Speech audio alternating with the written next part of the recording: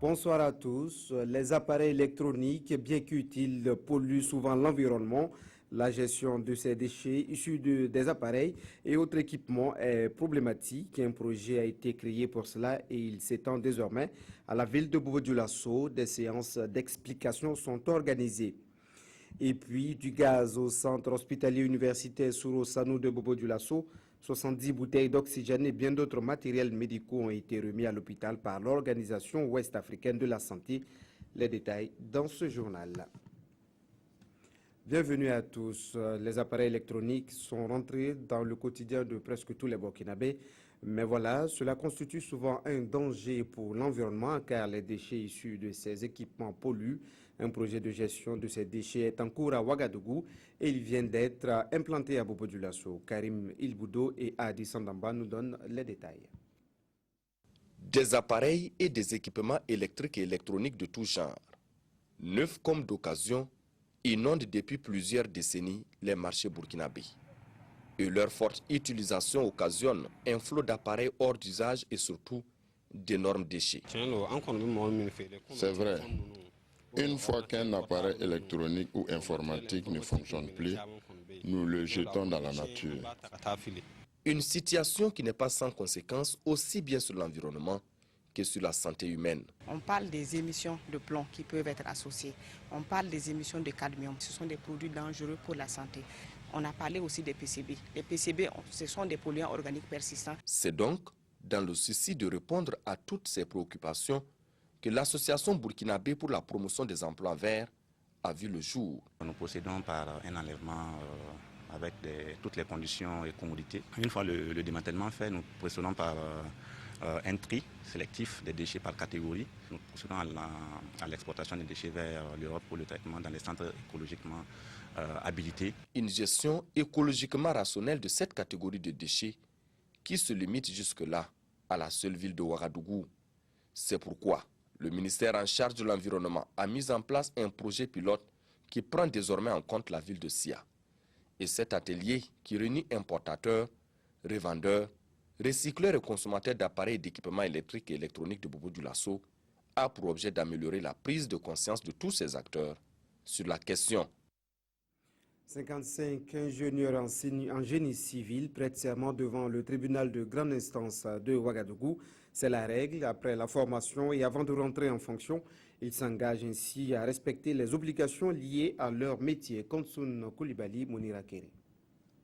Devant les juges du tribunal de grande instance, ces ingénieurs en génie civil jurent sur l'honneur. Par ce acte solennel, ils s'engagent à respecter les règles régissant la profession de génie civil, à exercer le métier avec conscience et probité et à manifester une attitude loyale et correcte envers leurs confrères. C'est un engagement vis-à-vis de la profession, mais surtout un engagement vis-à-vis des maîtres d'ouvrage, vis-à-vis de notre peuple. C'est un engagement donc à œuvrer donc pour mettre en place de bonnes infrastructures qui vont améliorer les conditions de vie donc de la population et qui vont servir de base pour le développement du pays. Tout ingénieur en génie civil doit poser ce acte avant son entrée en fonction. C'est une exigence de la loi portant création de l'ordre des ingénieurs en génie civil. C'est une exigence de la loi qui a institué l'ordre des ingénieurs en génie civil au Burkina Faso qu'avant d'entrer en fonction, les ingénieurs en génie civil inscrits à l'ordre des ingénieurs prêtent serment. Toutes les infrastructures que nous construisons ou que nous concevons sont d'une importance capitale pour le développement économique de nos pays. 64 ingénieurs devaient prendre part à cette prestation de serment. 55 ont répondu à l'appel. Ils ont été exhortés à exercer de façon convenable leur profession. Les conseillers de l'ordre des pharmaciens se penchent sur la démarche qualité dans les officines. Les équipements sont à revoir et il faut mettre en place une méthode de traçabilité des médicaments. Ces conseillers constituent la chambre de discipline. Les précisions avec Konson Koulibaly et Diloma Ismaël Sirima. Le médicament ne peut être considéré comme un produit quelconque. Le non-respect de la qualité est mortel pour le patient et pour la profession de pharmacien. Foi de l'Ordre national des pharmaciens du Burkina Faso. Pour cette raison, les conseillers ordinaux de l'ordre se sont réunis pour voir comment améliorer la démarche qualité dans les officines. Pour nous, l'idée est que aujourd'hui, on s'inscrit dans cette démarche qualité qui va permettre de normaliser tout ce qui se fait dans les officines, de professionnaliser. Ça veut dire qu'il y aura des procédures qui seront écrites et on espère bien que l'ensemble des pharmaciens vont adhérer à ces procédures-là. L'Ordre national des pharmaciens du Burkina Faso veut également donner plus de poids à sa chambre de discipline. Il faut que les chambres de discipline, pas toujours sévissent, mais qui peuvent être des chambres de discipline pédagogiques. En première instance, on peut appeler un pharmacien, lui rappeler ses devoirs, ses obligations. Mais si d'aventure cela n'est pas observé, il y a des sanctions qui peuvent tomber. Ça part de l'avertissement jusqu'à l'exclusion de l'ordre national et à l'interdiction même d'exercer la profession. Pour cette formation, le président de l'Ordre des pharmaciens de France est venu dispenser des modules sur la qualité-sécurité. Des actions qui, selon Isabelle Adeno, visent à défendre le patient et non la profession de pharmacien. Un coup d'oxygène pour l'hôpital Soro Sanou de Bobo-Dioulasso, 70 bouteilles pour mieux prendre en charge les malades en manque. C'est un don de l'OAS, l'Organisation ouest-africaine de la santé. D'autres équipements médicaux ont aussi été remis. Reportage de Biti Bienao et Sanoua Christine Koulibaly. Intégration régionale et sécurité sanitaire dans l'espace CEDEAO, c'est sous ce signe que l'OAS, l'Organisation ouest-africaine de la santé, célèbre le 29e anniversaire de la signature du protocole portant sa création. Cet anniversaire, l'OAS le célèbre avec les populations de la ville haute en participant à l'amélioration de leur bien-être sanitaire. Chaque fois que possible, en concertation avec les autorités régionales, et notamment la direction régionale de la santé de Haut-Bassin, nous essayons donc de voir quelles sont les actions qui pourraient rentrer dans le cadre de la politique nationale en matière de santé et comment l'OAS, en tant qu'organisation régionale, peut soutenir les efforts déjà louables fournis par l'État du Burkina Faso. C'est dans ce cadre que des bouteilles d'oxygène et du matériel médico-technique sont remis au centre hospitalier universitaire Soro Sanou et à des formations sanitaires périphériques. L'Organisation ouest-africaine de la santé a répondu vraiment à nos attentes, puisque au cours du processus, ils ont bien voulu prendre nos besoins. C'est à travers ces besoins qu'ils nous ont fait don de ce matériel. Il y a des malades qui, compte tenu de leur état en réanimation, par exemple, ils ont besoin d'oxygène parce qu'ils ne peuvent pas naturellement s'apporter soi-même l'oxygène. L'oxygène aussi, c'est un produit qui sert beaucoup dans l'anesthésie générale. C'est devenu une tradition pour l'OAS de participer à la prise en charge sanitaire des populations et ce conformément à sa mission qui est d'offrir le niveau le plus élevé de soins aux populations de l'espace CEDEAO. Autre chose, la deuxième édition des rencontres internationales de peinture de Ouagadougou s'ouvre ce samedi. Les plasticiens d'ici et d'ailleurs vont exposer leurs coups de pinceau. Des échanges auront lieu sur la professionnalisation du secteur. Tout cela a été dit au cours d'une conférence de presse compte rendu de Nong Bakouda et Yolande Lompo.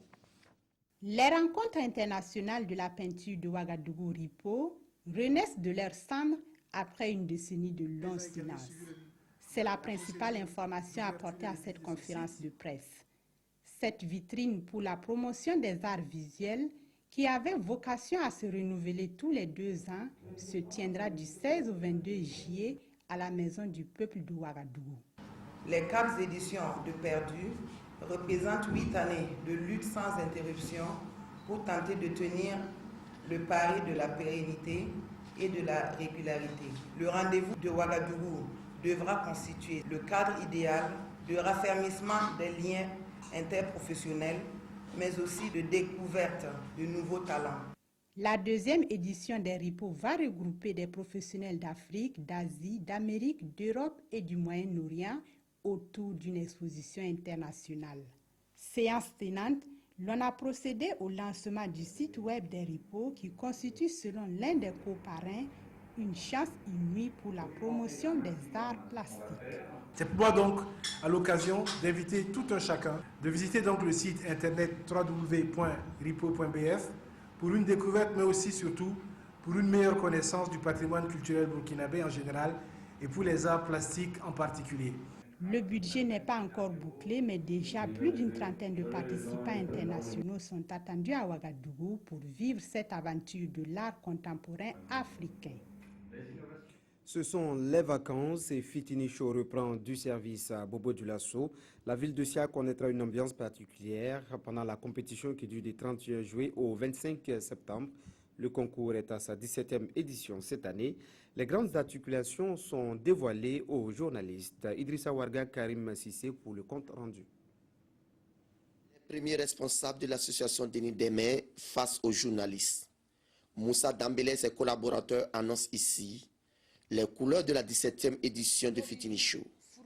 Une édition qui est prévue pour se tenir du 31 juillet au 25 septembre 2016 sous le thème « Protégeons les filles du mariage précoce et forcé ». Si nous pouvons profiter de l'audience de Fitini Show pour passer le message, pour sensibiliser davantage et permettre donc aux partenaires et aux décideurs et même au niveau de la justice de prendre des dispositions afin de protéger ces filles contre le mariage précoce et forcé.